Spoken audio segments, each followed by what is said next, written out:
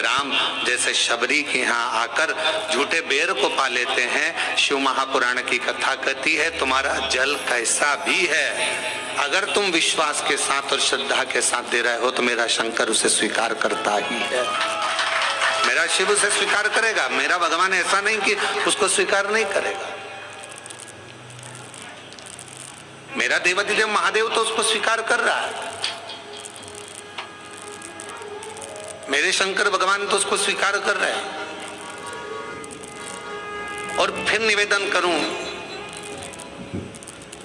कोरबा की इस होटल से, इस भवन से, इस हॉल से और सभी जनमानस जितने आस्था चैनल पर कथा सुन रहे हैं, फेसबुक यूट्यूब पर कथा सुन रहे हैं, उनसे यही निवेदन करूं, तुम्हारे विश्वास को पूर्ण रखो।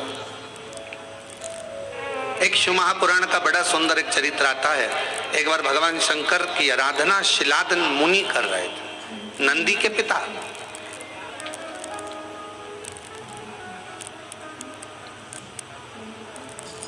और नंदीश्वर के पिता जो शिलाद मुनि है वो भगवान शिव की आराधना कर रहे हैं।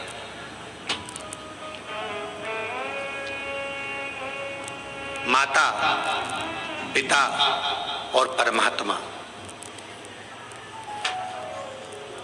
जैसे एक वृक्ष की जड़ होती है, उस जड़ से अगर पत्तियां सोचे कि मैं ही इस वृक्ष को सही रखी हूं, फल सोचे कि इस वृक्ष को केवल मैं ही सही रखा हूं, फूल सोचे कि इस वृक्ष को केवल मैं ही सही रखा हूं, तो ये उसका भ्रम है, ये उसकी भ्रांति है।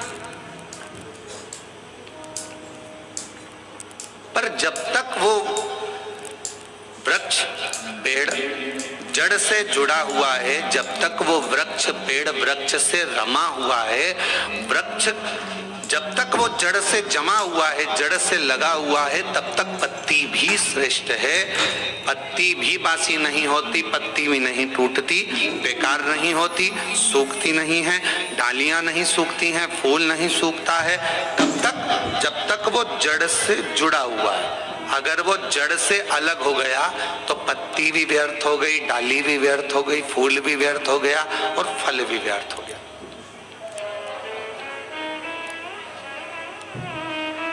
महापुराण की कथा यही कर रही है, भगवान शंकर का चरित्र यही कर रहा है। माता, पिता और परमात्मा, मेरा देवाधिदेव महादेव, ये तीन ऐसे हैं जो हमारे परिवार की जड़ है। बेटा यह ना सोचे कि मम्मी पापा की मुझे जरूरत नहीं है, बहुएं ये ना सोचे कि हमें सास ससुर की जरूरत नहीं है, कोई ना सोचे। अगर आज हम ये सोचेंगे कि हमें सास ससुर की जरूरत नहीं है तो तुम्हारी बहू आएगी तो वो भी ये सोचेगी हमें भी सास ससुर की जरूरत नहीं है।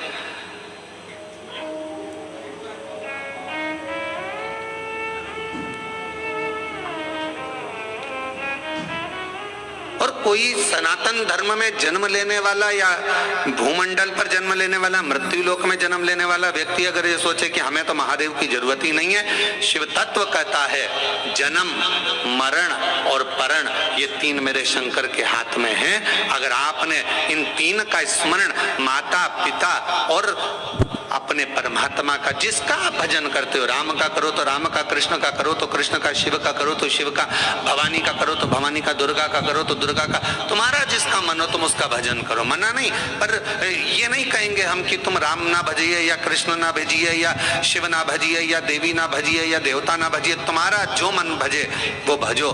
पर इतना याद रखो कि माता, पिता और परमात्मा ये हमारी जड़ है, और इस जड़ को हम जब तक पकड़ कर रखेंगे तब तक हम भी हरे भरे बने रहेंगे, हम भी संसार सागर में श्रेष्ठ बने रहेंगे।